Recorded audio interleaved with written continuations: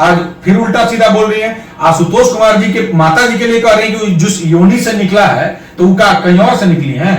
आप किसी को माता के लिए कैसे ऐसा शब्द इस्तेमाल कर सकती हैं? वो अपने बाप आप पिता माता आप दूसरे को तो बोल रही हैं, फिर कोई जवाब देगा तो आप लगेगा छाती पीटने मेरे साथ हुआ। तो आप जो व्यवहार नहीं पसंद करते हो मत करिए। सर्वोच्च न्यायालय ने माननीय ब्रह्मेश्वर मुखिया जी को बाइज्जत बरी किया हुआ है, तो जिस आदमी को कोर्ट बाइज्जत बरी कर दिया उसको तुम हैवान पिशाच कह दोगे? आखिर जब ये लोग दलितों की बात करता है और सारिका पासवान जब जिस दलित समाज की बेटी होने का बात कर रही है, एक दलित समाज की बेटी का सिर्फ पासवान के गाना बजाने पर दुष्कर्म हो गया उसके पूरे परिवार के साथ, वो लोग रो रहा है, तुम्हारा एक चून नहीं निकला तो लानत है तुम पे। A to Z का पार्टी, A to Z का पार्टी, A to Z का पार्टी, दूसरे तरफ ही गंदा राजनीति, और उसको समर्थन भी कर रहा है, लेकिन इतना हिम्मत नहीं है कि खुद बोले। तो इन लोगों का ये जो झूठा है कि हम दलित के प्रति हैं, हम दलितों का आवाज है, दलित का ये भंडा फूट जाता।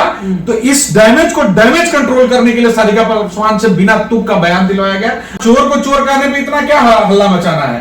और तुम ब्रह्मेश्वर मुखिया को जो कह रही है अपने वीडियो में, तो मानहानि का मुकदमा होना चाहिए कि 15 साल से तो हम सत्ता में आ नहीं रहे हैं, इस बार भी चांस लग नहीं रहा, तो एक कोई षड्यंत्र किया जाए जिससे आपस में दो समाज टकराए और ये इसका फायदा उठा ले। नमस्कार। ब्रह्मेश्वर मुखिया एक ऐसा नाम जिन्होंने पूरे बिहार से जमीन के आतंक को खत्म कराने में बहुत बड़ा योगदान दिया। आज उन्हीं को लेकर के टिप्पणी किया गया है। एक सारिका पासवान आरजेडी की नेत्री है जिन्होंने ब्रह्मेश्वर मुखिया मुर्दाबाद का नारा लगा दिया है, जिसके बाद पूरे बिहार में इसको लेकर के सियासत गर्म हो चुका है। इसके बाद आशुतोष कुमार का भी एक टिप्पणी होता है फेसबुक के पोस्ट के माध्यम से, और उसके बाद से लगातार उन पर भी एफआईआर करा दिया गया। मतलब सारिका पासवान जी जाती है SC ST थाने में जाकर के उनके खिलाफ एफआईआर दर्ज कर देती है। इस पूरे मामले पर हम अभी हमारे साथ राणा दीपू सिंह है, इनसे लोग बातचीत करेंगे और पूरी जानकारी इसके बारे में आपको बताएंगे कि ऐसा क्यों हुआ और ब्रह्मेश्वर मुखिया कौन थे और आज उनको लोग ऐसा बोल रहे हैं, इसके बारे में बातचीत करेंगे। सर सबसे पहले स्वागत है। धन्यवाद। पहला सवाल आपसे होगा, ब्रह्मेश्वर मुखिया मुर्दाबाद, ये नारा सर जो दिया गया है आज आरजेडी के नेत्री के द्वारा, इसको लेकर के क्या कहेंगे? पहला बात देखिए, आपके सवाल में एक जवाब था। आपने कहा कि एफआईआर दर्ज करा दिया गया सारिका पासवान के द्वारा। देखिए, जिस षड्यंत्र को आरजेडी बहुत बखूबी से चली थी उसमें वो कामयाब हो गई। उसको करना ही यही था कि एक दलित महिला से बयान दिलवा दीजिए, किसको? जिसको एक समाज हीरो मानता है, अपना नायक मानता है, उस पर बयान दिलवा दीजिए।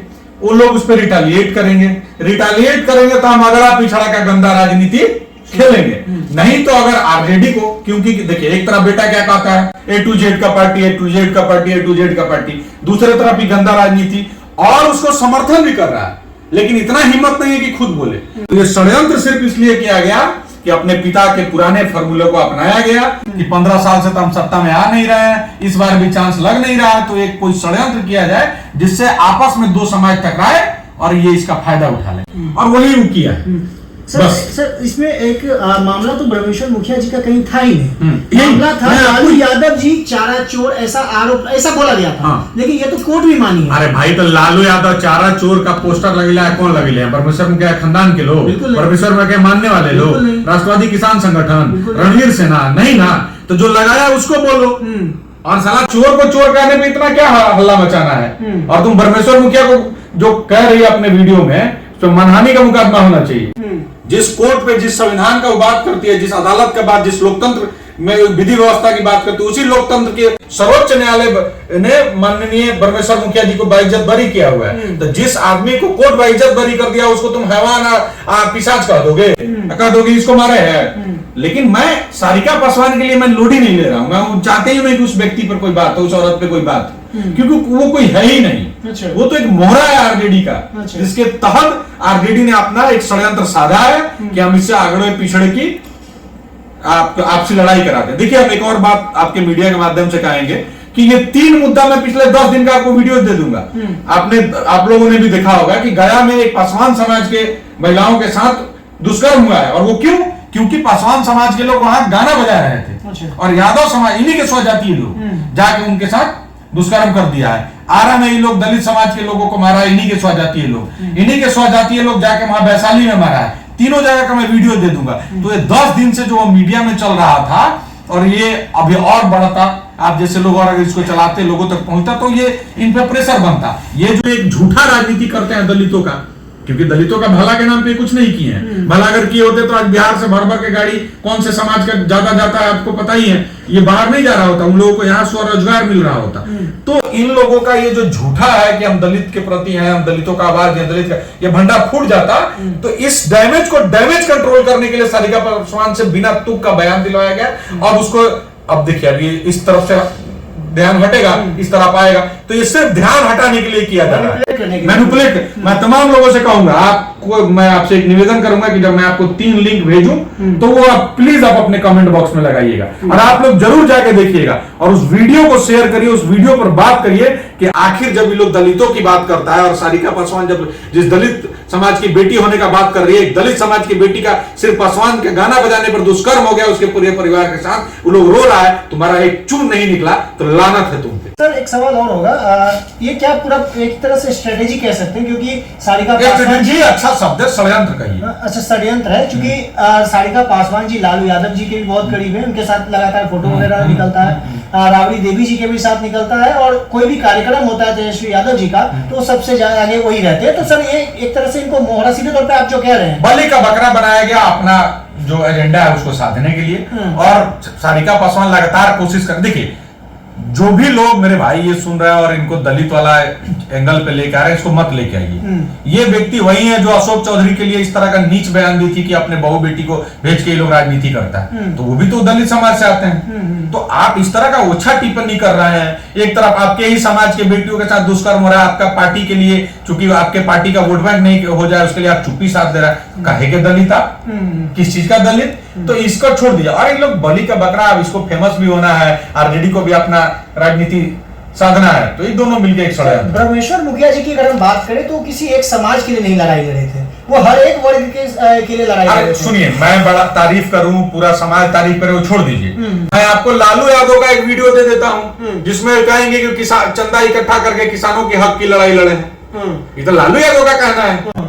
और राजूनी के कार्यकर्ता इन पर ये तो वही लालू यादव उनके लिए सारी व्यवस्थाएं करता था कि आपस में टकराव हो, वो अलग बात है, लेकिन लालू यादव का भी कथन है। तो ब्रह्मेश्वर मुखिया जी ने बिहार में पनप रहे टेरर को, जो एक जाति के विरुद्ध थी, जो एक जाति के लोगों के खिलाफ थी, उस टेरर को अपने सामर्थ्य से, अपने बाहुबल से शांत कर दिया, ये थे ब्रह्मेश्वर। और सर जो बहुत लोगों का आस्था उनसे जुड़ा है, बहुत लोग उनको मानते हैं, उनको आइडियल मानते हैं, और आज उनको लेकर के टिप्पणी करने का सीधे तौर पे है कि एक वर्ग विशेष को टारगेट करके और आपस में लड़ाना, यही आप सीधे तौर पे कहना। मैं देखिए वर्ग विशेष, देखिए ब्रह्मेश्वर मुखिया की जो अंतिम रैली हुई थी उसमें बहुत भीड़ थी, और वो भीड़ जो थी किसानों की थी। वो ब्रह्मेश्वर मुखिया जी कहते थे कि किसान और मजदूर में ज्यादा अंतर नहीं है, दोनों जमीनें के लिए करता है। तो वो एक टेरर के खिलाफ था, टेरर किसी तरह का हो सकता है। तो जो नक्सली, जो एक जाति विशेष के गुंडाई की वजह से जो टेरर पनप रहा था, जातीय नफरत फैल के दूसरे जाति के जमीनों पर कब्जा करने की नाकाम कोशिश की जा रही थी, महिलाओं के साथ अभद्रता किया जाता, मारा जा रहा था, उस टेरर को खत्म किया था अपने पुरुषार्थ से।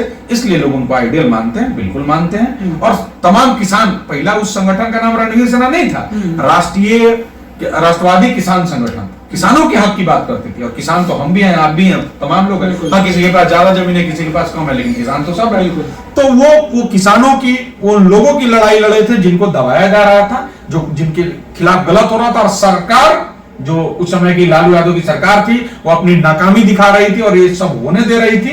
तो उसको जब सिस्टम का फेलियर हो गया तो अपने सामर्थ्य से उस चीज का दमन किया। आखिरी सवाल होगा सर, आशुतोष कुमार कुछ टिप्पणी करते हैं महिला सारिका पासवान जी पर, जिसको जो कि सही नहीं था, एक तरह से अभद्र टिप्पणी कह सकते हैं, और उसके बाद उन पर SC/ST थाने में FIR भी हो गया। तो आशुतोष कुमार जी को लेकर के क्या कुछ, हालांकि उन्होंने माफी मांगा नहीं, तो पहला तो ठीक है, वो लिख दिए कि मेरा IT का है, चलिए उन्होंने इस बात को ही माना कि नहीं लिखा जाना चाहिए। लेकिन अगर आप स्त्री हैं, आप महिला हैं और आप चाहते हैं कि आपको कोई कुछ नहीं बोले, तो आप भी जो व्यवहार आप पसंद नहीं करती हैं वैसा व्यवहार आपको भी नहीं करना चाहिए। आप अशोक चौधरी के लिए, माँ बहनों के लिए बोल रही हैं, आज फिर उल्टा सीधा बोल रही हैं। आशुतोष कुमार जी के माता जी के लिए कह रही हैं कि जिस योनि से निकला है तो वो कहीं और से निकली है। आप किसी को माता के लिए कैसे ऐसा शब्द इस्तेमाल कर सकती हैं? वो अपने बाप, आप पिता को माता, आप दूसरे को तो बोल रही हैं, फिर कोई जवाब देगा तो आप लगेगा छाती पीटने मेरे साथ हुआ। तो आप जो व्यवहार नहीं पसंद करती हो मत करिए। मतलब SC/ST एक्ट का गलत फायदा उठाया जा रहा है सीधे तौर पे इस पूरे मामले में, पूरे प्रकरण में। आपको क्या लग रहा है? नहीं लग रहा है? बिल्कुल, हम भी इसीलिए तो पूछ रहे मैं हैं। भी यही कह रहा हूं ना कि आप अगर ऐसा व्यवहार, मान लीजिए कि आप अशोक चौधरी SC/ST, आप ST अशोक चौधरी को क्यों बोलिए? उनको भी नहीं बोल। खैर, माँ बेटी के लिए जात का और इसमें कहा गया? माँ बेटी तो समाज की होती है, आपकी माँ, मेरी माँ, सबकी माँ बहन तो बराबर है ना है। तो आप अपनी बाप पे और अपने पे अपनी बहन पे नहीं सुन सकते हैं और दूसरे के माँ बहन को बोल सकते हैं, ये कौन सा बात है? आप पे काहे नहीं केस होना चाहिए? बिल्कुल। आप पे भी तो होना चाहिए। उनके IT टीम के फेलियर पे आप केस कर रहे हैं, ठीक है, संविधान है, आप केस करिए, कर दी, ठीक है। आप पे क्यों नहीं केस होना चाहिए? भी बात बताइए। उन पे भी तो केस होना चाहिए, वो भी तो किसी के माँ, और जिस संविधान का आप दुहाई दे रहे हैं वो भी संविधान तो इस बात का कहता है कि किसी के जाति पे, धर्म पे टिप्पणी नहीं करना चाहिए। चलिए बहुत बहुत धन्यवाद। और देखिए, हमने पूरे विस्तार से बातचीत किया। हालांकि मामला यहाँ पर रुकता नहीं है। महिला होकर के उन्होंने जब टिप्पणी किया तो किसी खास वर्ग को ठेस पहुंचता और उसके कोई एक नेता, खास विशेष वर्ग के नेता उस पर टिप्पणी करते हैं। हालांकि वो माफी भी मांगते हैं, उसके बावजूद उन पर FIR कर दिया जाता है। बहुत लोग सोशल मीडिया पर आशुतोष कुमार के पत्नी का फोटो लगा करके और उस पर भद्र भद्र टिप्पणियां कर रहे हैं, तो यह भी सही नहीं है। इस पर भी FIR होनी चाहिए। बाकी इस पूरे वीडियो को देखने के बाद आपकी जो राय होगी, प्रतिक्रिया कमेंट बॉक्स में बताइएगा। मेरा नाम अंकित भारद्वाज है और आप द पब्लिक पॉइंट्स देख रहे हैं। बहुत बहुत धन्यवाद।